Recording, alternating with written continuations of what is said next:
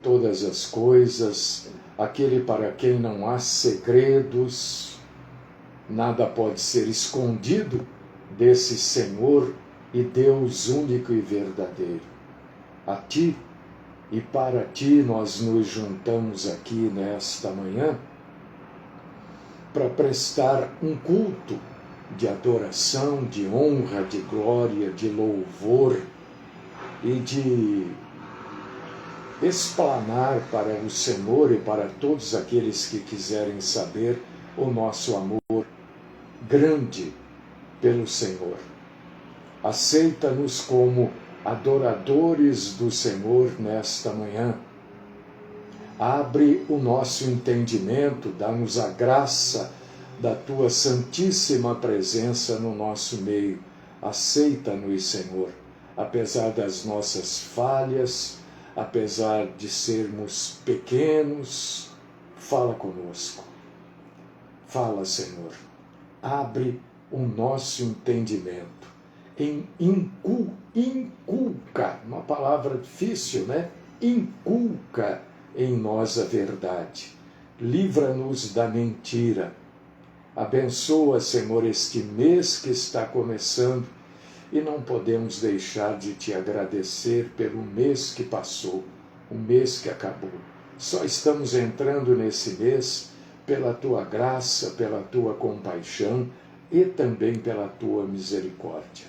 Esta é a oração que apresento a ti no santíssimo nome do Cristo Jesus. É que eu oro. Amém.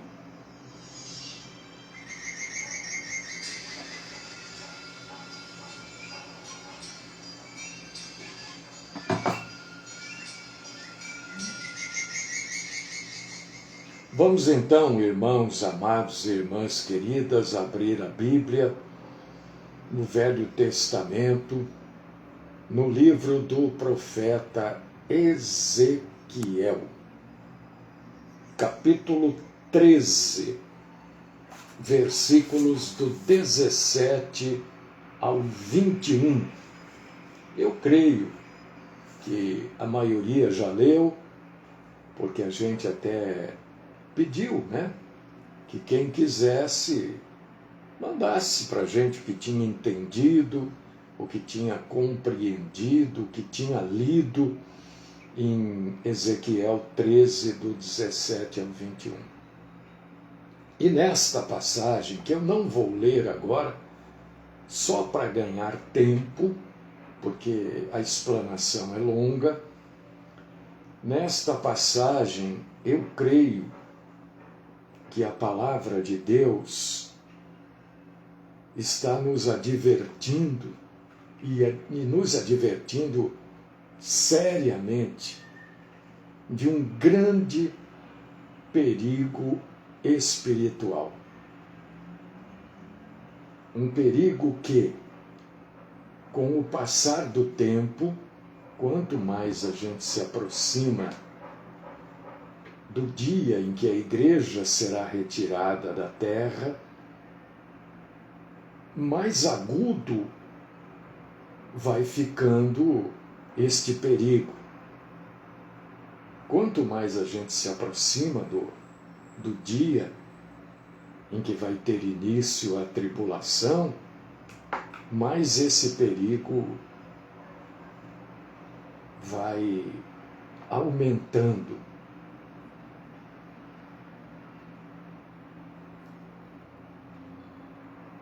Eu quero que você, que já leu ou que está lendo Ezequiel 13, do 17 ao 21, note alguns pequenos detalhes. Primeiro, existe aí o verbo voar.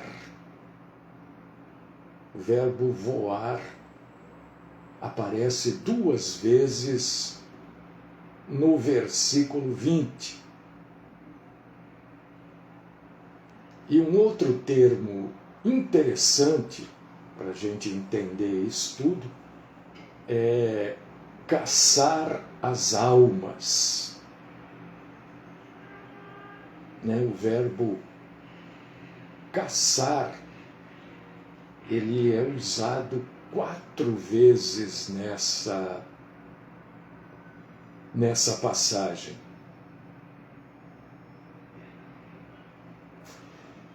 A maioria que leu e que escreveu aquilo que entendeu, fala de uma mulher, uma falsa profetisa, uma mulher que pratica a adivinhação e que oferece aos seus clientes uma leitura psíquica. E é assim que a maioria interpreta esta passagem. Mas nós, além disso, nós temos um pouco ou muito mais para entender disso que está escrito. Esta mulher, esta falsa profetisa, ela, na verdade, naquilo que está relatado aqui na Bíblia, ela está dirigindo uma sessão mediúnica. Ela está numa sessão espírita. E segundo aquilo que está escrito na Bíblia, os clientes desta sessão recebem ervas alucinógenas e são, depois de terem recebido estas ervas, eu vou explicar sobre isso, esses clientes são guiados pelas palavras desta mulher.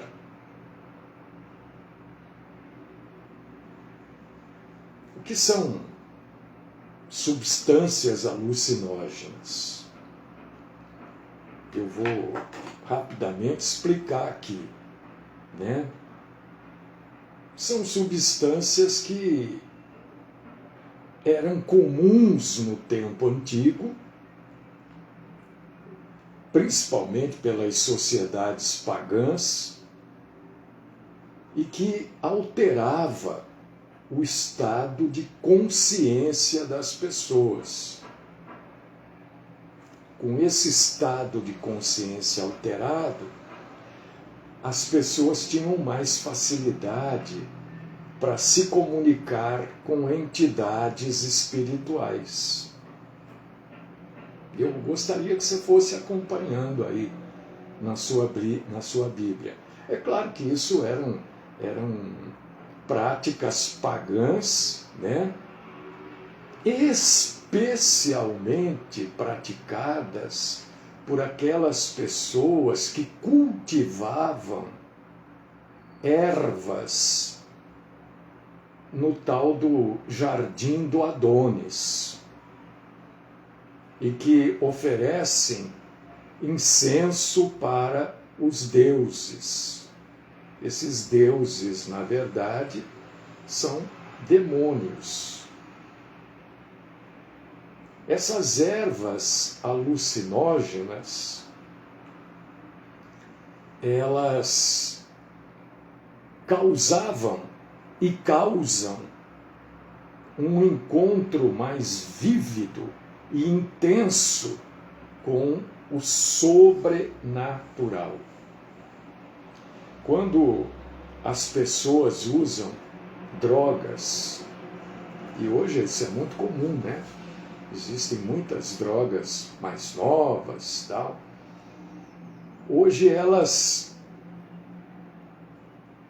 usam as drogas, a maioria delas, com agulha, com seringa, e injetam nelas mesmas essas drogas. Mas isso não era opção nesta época aqui, em que Ezequiel 13, 17 ao 21 foi escrito. Haviam 4 maneiras para que as pessoas usassem drogas naquela época. E as drogas já eram usadas, viu? Principalmente nesses cultos aqui a demônios. A primeira maneira que as pessoas usavam drogas era mascando. A segunda era fumando. A terceira era inalando. E a quarta maneira que se usava era por infusão, que era uma absorção por meio de compressas na pele.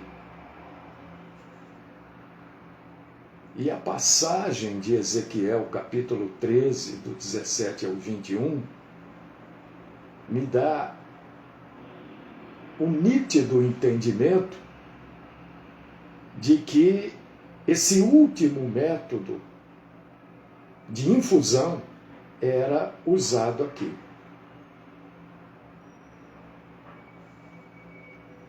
Você sabe que a lei mosaica, ela obrigava os judeus a seguirem, desde a infância, né, um sistema, um código rígido alimentar.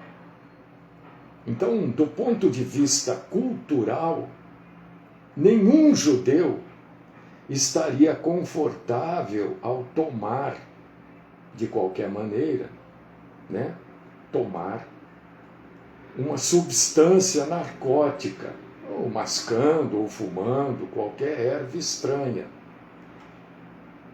Então sobrava para os judeus que praticavam esse tipo de coisa, que participavam dessas sessões, sobrava o quê?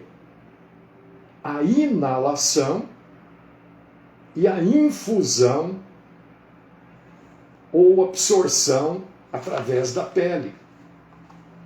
E é sobre esta absorção através da pele que Ezequiel está falando.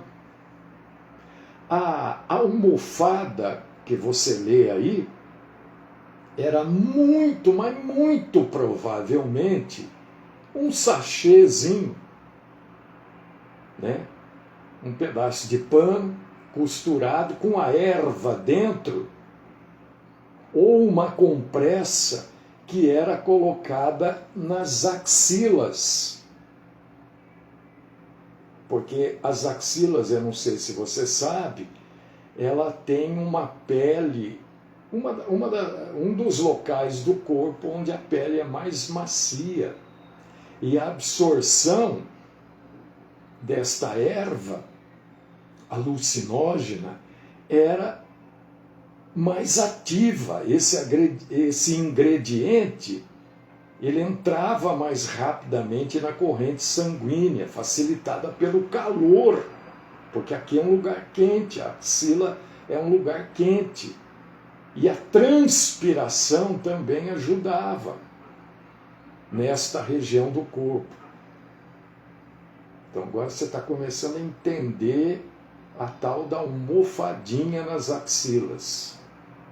Os véus que você lê aí também podem ser definidos nos dias de hoje, claro, como um pedaço de pano longo, tipo um cachecol, por exemplo, ou uma toalha de banho, né? A pessoa colocava aquilo na cabeça e inalava uma infusão, né? Fechava aqui e cheirava aquele vapor que subia da erva, quando misturada com água quente, com água fervente. Ela soltava aquele vapor, né? E a pessoa cheirava aquilo, respirava aquilo. Você vê que é um pouco mais profundo do que simplesmente uma falsa profetisa. E você, obviamente, me ouvindo falar, você já está começando a lembrar de coisas que existem em vários lugares, em várias cidades. Né? Você vê como o uso de drogas se espalha. É um verdadeiro fogo no capim seco. Né? Ontem eu estava caminhando e passou um carro, o cheiro de maconha que saía de dentro do carro era uma coisa estonteante. Eu estava na rua. Então a coisa está nesse... E o curioso, meus irmãos, eu estou procurando aqui, deixa eu ver, já achei, pronto. Que existe uma erva muito conhecida, você conhece, eu tenho certeza. Quem é que nunca ouviu falar da sálvia? Já ouviu, né? Talvez até já tenha usado para alguma coisa. Esta erva, ela se tornou muito popular aqui no Ocidente. Porque, dependendo da maneira que você usa, ela causa alterações na mente. Porque ela contém a sálvia. Ela contém opioide, que produz efeitos na mente similares à morfina.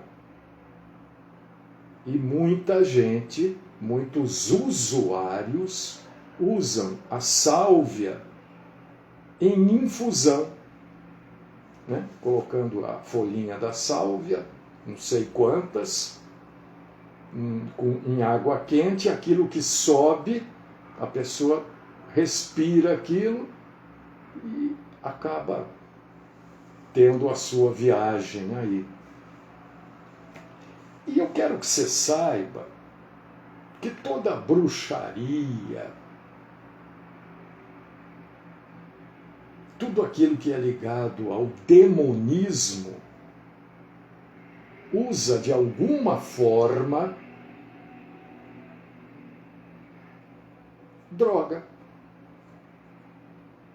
Quem é que nunca viu uma entidade tomando cachaça, vinho? Sei lá. Quem é que não sabe disso? Né? Esses despachos que são feitos, que a gente encontra por aí nas encruzilhadas, sempre tem bebida alcoólica.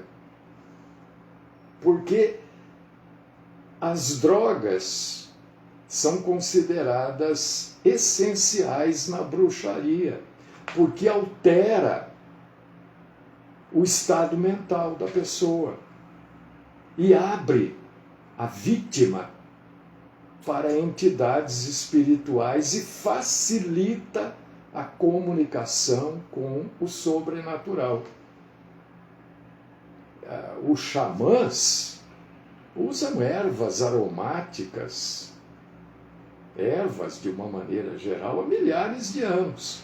E é isto, meu irmão, minha irmã, que Ezequiel capítulo 13, do 17 ao 21, está advertindo. É sobre isso, sobre estas práticas ocultistas que expõem a pessoa que faz isso, que participa desse tipo de coisa, expõe a um perigo espiritual.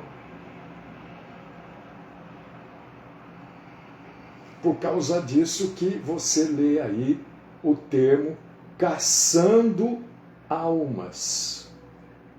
Porque as almas destas pessoas, né, ficam presas a esses produtos, a essas ervas e a essas práticas. É isto que o termo quer dizer, em caçando as almas deles. E eu relacionei aqui algumas ervas, tal, não sei nem se vale a pena falar sobre isso, né? Mas existem infusões que levam as pessoas a terem sonhos, alucinações, visões que se encaixam facilmente no verbo voar, que nós falamos aqui, que aparece 2 vezes no versículo 20.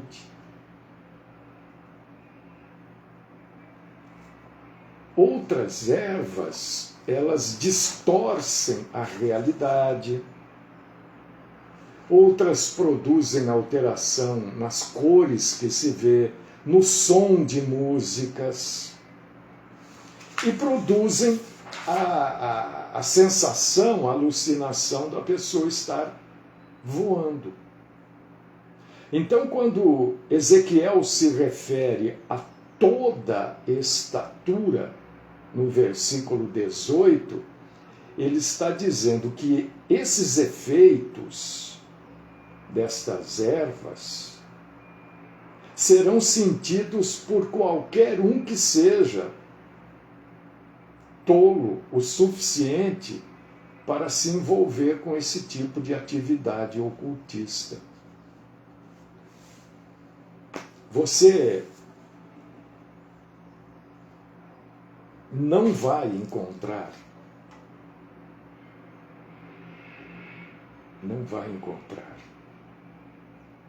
nessas religiões espiritualistas qualquer reprimenda que seja ao homossexualismo, por exemplo. Você vai encontrar, inclusive, muitos praticantes e pessoas de alta patente nessas religiões que são, inclusive, homossexuais. Então, à medida que a gente vai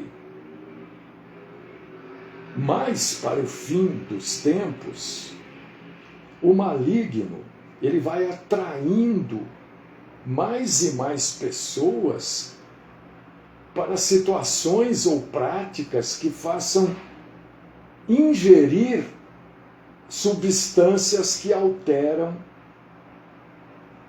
a mente da pessoa. E muito, a maioria, eu creio, não se dá conta disso. Que quando se usa uma droga, seja ela qual for, droga, o próprio nome, né? Está dizendo.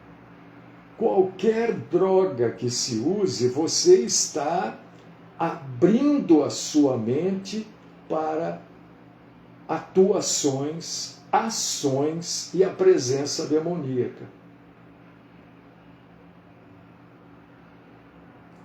Nos dias de hoje, a gente encontra, né, nessa nossa sociedade produtos aromáticos, né? Vende aí perfumaria, tudo, perfumes, óleos essenciais, que infelizmente podem, eu não estou dizendo que são todos, mas eu estou dizendo que no meio deles existem aqueles que podem afetar o estado da mente da pessoa.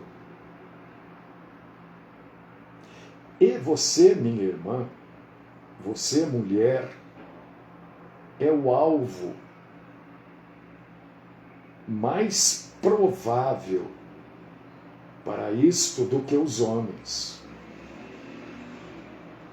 Os homens também, mas a mulher é o alvo mais provável, porque qualquer produto de beleza primeiro sai para a mulher, não é?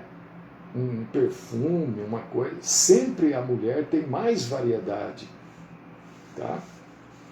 Então, a mulher sempre é o alvo, ela foi o alvo no jardim do Éden.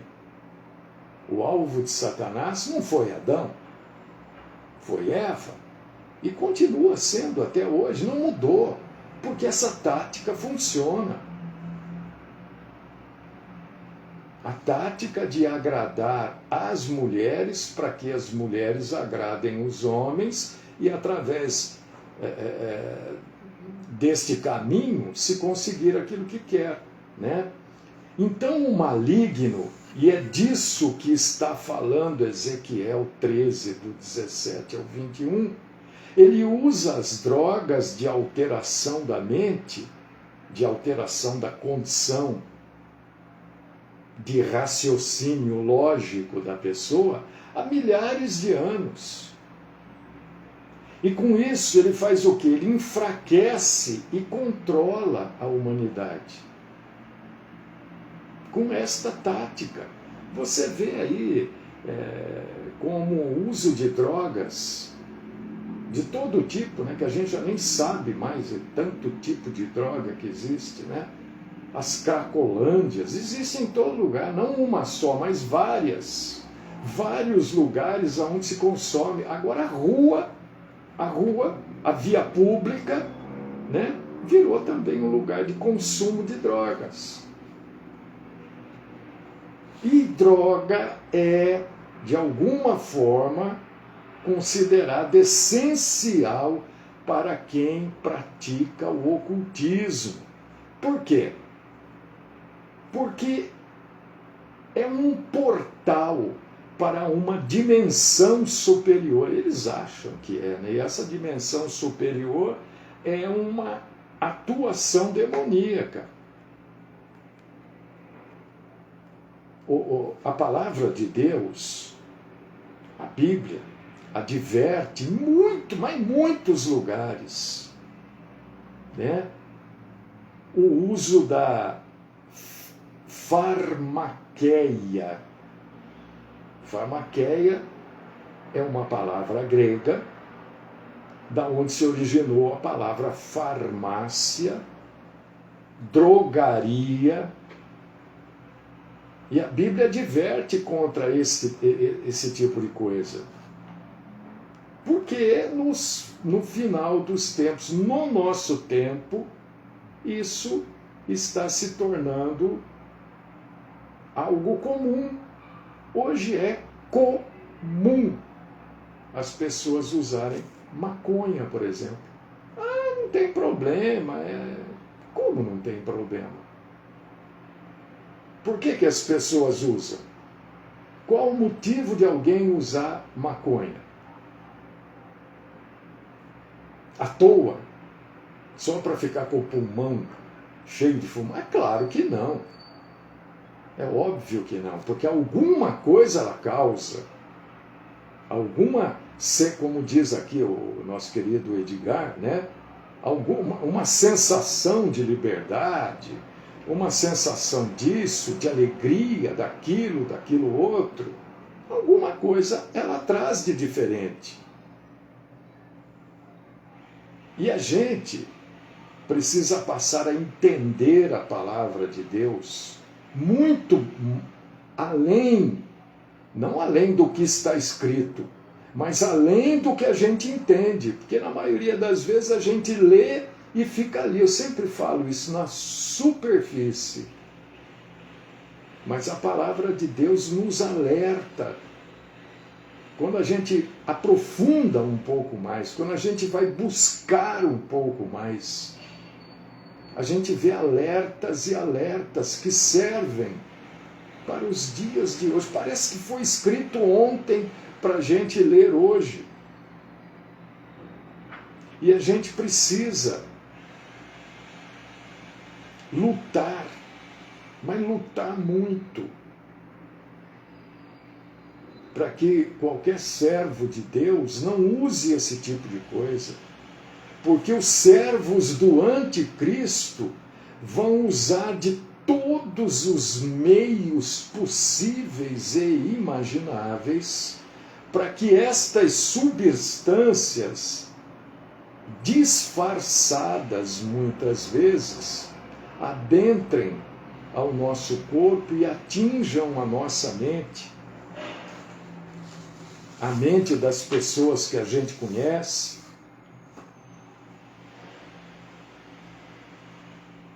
para que o diabo possa manipular a vida. Você vê que isso é uma coisa antiga, isso não é uma coisa recente. Algumas drogas são mais recentes. Mas na época de Ezequiel já se usava isso. Então nós precisamos estar atentos. A gente não está aqui falando presta muita atenção nisso, hein? Eu não estou falando sobre veneno tradicional ou toxina química. A gente está falando de coisas que as pessoas usam aí normalmente e que interfere na operação normal das nossas mentes e das nossas emoções. E se nós temos uma interferência na mente e nas emoções, né, a nossa alma está sendo caçada. E existem no mundo espiritual os planejadores para caçar as nossas almas, que se infiltram nas nossas defesas espirituais e nos expor. Expor para quê? Expor para o reino sobrenatural das trevas.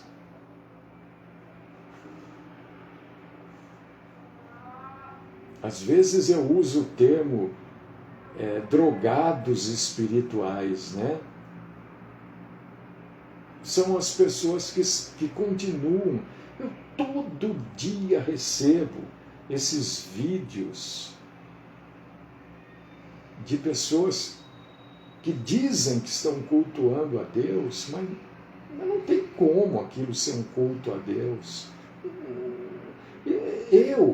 Eu não consigo ver Jesus, Pedro, Paulo, João, Mateus fazendo aquilo. Eu não consigo. Então essas pessoas estão drogadas espiritualmente, estão no engano, estão com a sua forma normal de raciocínio perturbada. E eu tenho certeza, porque a Bíblia me dá essa certeza, de que o nosso Senhor vai lidar com essas pessoas ímpias quando Ele enviar o seu Filho para purificar a terra.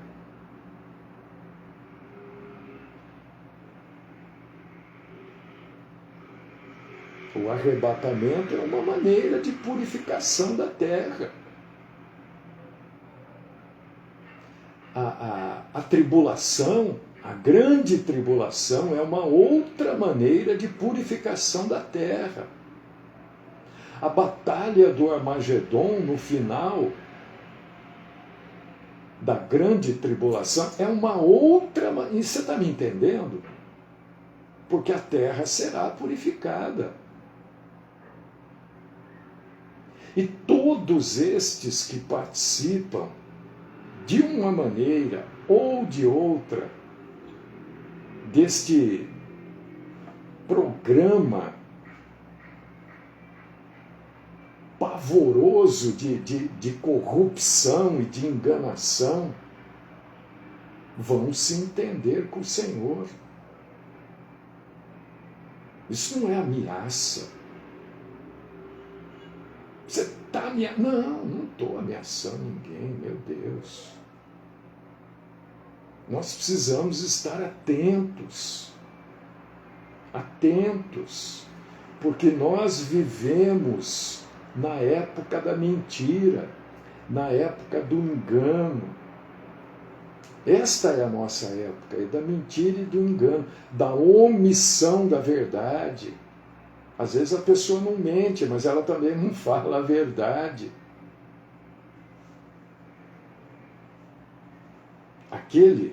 E eu quero convidar você agora, para a gente ler junto esta passagem bíblica. Vou achar o óculos aqui. Eu vou esperar você achar aí. Sofonias. Sofonias. Capítulo 1, versículos do 15 ao 17. Eu quero ler com você isso. E você, meu irmão, minha irmã, que é uma pessoa inteligente, porque Deus lhe deu esta capacidade de pensar, de raciocinar. Foi Deus que te deu. De avaliar as coisas. Eu quero que, enquanto a gente estiver lendo aqui, se possível, você se lembre, olha gente, são 4 folhas escritas aqui, ó, tem 3 aqui e uma aqui. É claro que eu pulo, eu escrevo, mas eu pulo muita coisa por causa do tempo, né? Mas eu quero que você se lembre das coisas que eu falei, dos pequenos detalhes. E veja se isso não foi escrito ontem para a gente ler hoje. Mas não foi escrito ontem, é óbvio, né? Isso aqui tem 3.000 anos, 4.000 anos. Sofonias, capítulo 1, versículos do 15 ao 17. Aquele dia será um dia de indignação, dia de tribulação e de angústia, dia de alvoroço e de assolação, dia de trevas e de escuridão, dia de nuvens e de densas trevas, dia de trombeta e dia de alarido contra as cidades fortificadas e contra as torres altas. E angustiarei os homens, que andarão como cegos, porque pecaram contra o Senhor.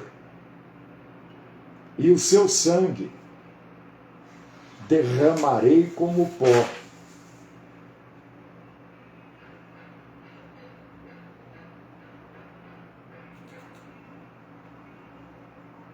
E a sua carne será como esterco.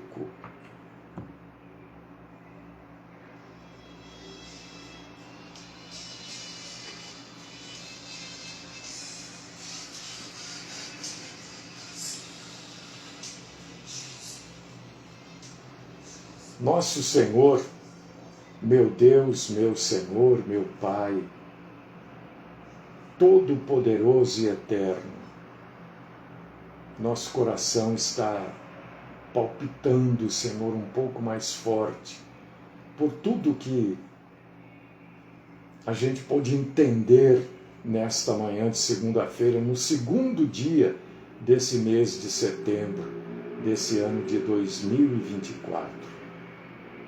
Queremos, Senhor, mais uma vez louvar, glorificar, agradecer o Senhor por tudo que o Senhor tem nos ensinado. E que isso não fique guardado, retido em nós. Que a gente possa levar isso para outras pessoas, que outras pessoas possam estar aprendendo, entendendo, compreendendo e colocando em prática também. Porque o dia do Senhor está muito próximo. Não adianta chorar, não adianta pedir misericórdia, porque agora é o tempo da mudança. Agora é o tempo da transformação. Ajuda-nos, Senhor, a mudarmos e a nos transformarmos em tementes verdadeiramente ao Senhor. Continua nos dando a graça do entendimento e a compreensão da Tua santa palavra. Livra-nos, Senhor, da mentira. Livra-nos, Senhor, dos mentirosos, dos que ocultam a verdade. Mas ao Senhor ninguém engana. Sê conosco, Pai. Sê conosco. Esta é a minha oração. Por mim, por todos os meus irmãos e irmãs, no santíssimo nome do Cristo Jesus. Amém.